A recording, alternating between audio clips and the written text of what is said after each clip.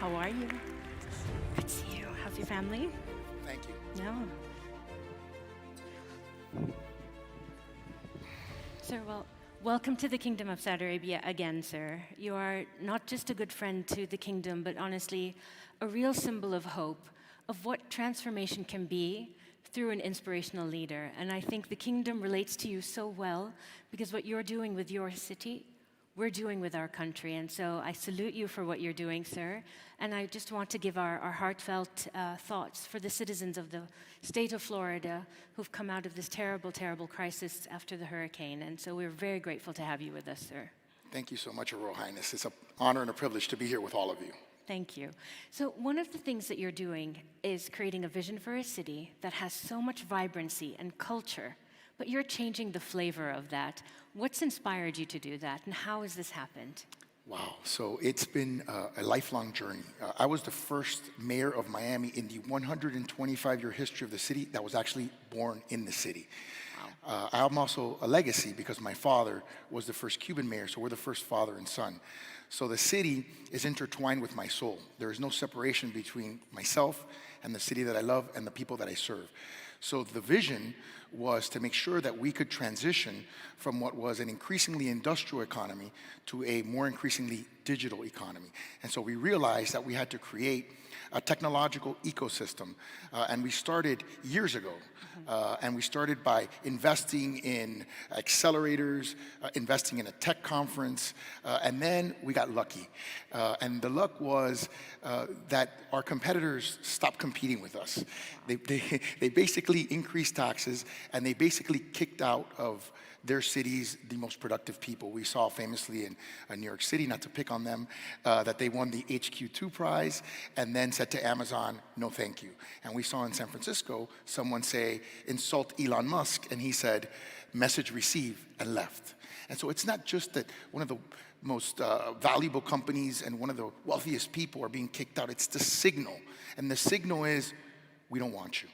And in Miami, we were the opposite. So someone put out a tweet on December 4th of 2020 that said, what if we move Silicon Valley to Miami? And I responded very innocently, how can I help? So that's been the journey. That's pretty much what the kingdom has said too. Yes. So in the idea of how can I help, what would it take to get Silicon Valley or something similar to it to really come to Miami? We had asked in the panel earlier, is it about the finance? Is it about the education? Is it about the business themselves? What is that cocktail, and what's Miami's answer to that? I think when you're creating a vision, you're looking at the landscape. You're looking at your advantages, and you're also looking at where you're weak, your weaknesses. How can you strengthen your weaknesses? I think for us, we've created such an energy, such a momentum. I call it the FlyMo effect. It's a word that I invented, which is flywheel plus fear of missing out, FOMO, combined, FlyMo.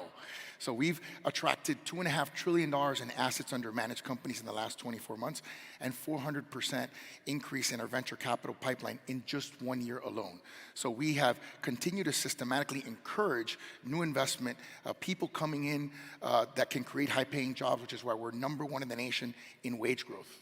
And how do you balance the infrastructure that's going to be needed for this? Because you've also talked about Miami being the capital of capital. Sure. And that's super interesting. How do you apply that? Well, we want to be the capital of capital in a variety of ways. We want to be a capital of capital in private equity. We want to be the capital of capital in venture capital. And we want to be the thought capital of capital. And so that's why it's my privilege. Tell me what you mean by that. Oh, well, I will. It's my privilege to announce that we're going to be celebrating FII in Miami next year. There you go. That's one way we're the capital of capital. There you go. And I think what for me is so fascinating is the similarities of the warmth of culture of this nation and the people of Miami. My question to you is, as COVID comes, well, it's tiptoed away from us, and there's next generations of pandemics that are coming our way. How does Miami make itself resilient to that? And is the next migration away? Is it back? How do you make sure they stay? Because this is new and this is fresh. Sure, I think the fundamentals are important. Obviously, our tax differential, you're paying over 50 cents of the dollar in taxes if you're living in New York versus Miami. We're at 37 cents, major difference. I think attitudinally, we have to maintain the attitude. We have to continue to be aggressive in courting people. We just had Citadel come to Miami, FTX move their Chicago U.S. headquarters to Miami, and every single day I'm pitching someone to try to get them to Miami. So I think we have to maintain that energy and emphasis, and then I think we have to work on things like making sure housing remains affordable. We're one of the largest increases in rental markets in the country because of all this demand. We want to make sure that our educational system is top-notch. We want to give every child in our city an opportunity to be successful, right? That's the American dream. We want to make sure that everyone has that dream available to them. We got to work on those things. And of course, when you referred to Ian at the beginning of the conversation, we have to be climatically resilient in a city like Miami. We know that post-Hurricane Andrew, we were the most resilient wind-affected city on the planet. Now we have to be the most water-resistant city on the planet. That's our goal. Well, sir, I'm so excited to come and attend the chapter in Miami. It's such an honor to have you here, and my best wishes for the people of Florida. And congratulations. Thank you, Your Highness. Thank you.